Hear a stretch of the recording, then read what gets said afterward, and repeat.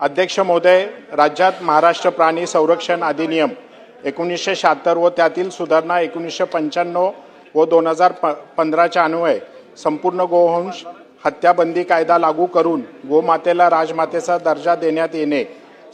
सदर कायद्याच्या कलम 5A, 5B, 5C, 5D अंतर्गत गोवंशाची कत्तल, विक्री, वाहतूक व अवैध व्यापारावर बंदी असल्याने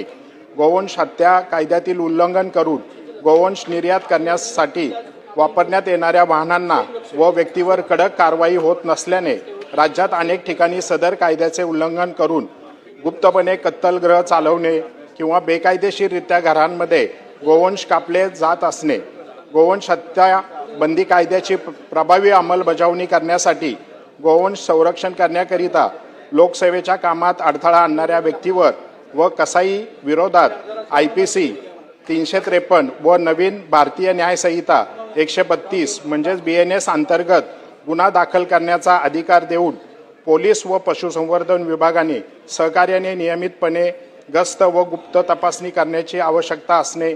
राज्याच्या सीमा महामार्गावर वाहनांची तपासणी केंद्र स्थापन करणे आवश्यक असणे, जनजागृती व लोकसहभागाने जनतेने अवैध कत्तल किंवा व्यापाराची माहिती दिल्यास बक्षीस योजना राबवून स्थानिक पोलीस महसूल यंत्रणेच्या मदतीने ग्रामस्थळापर्यंत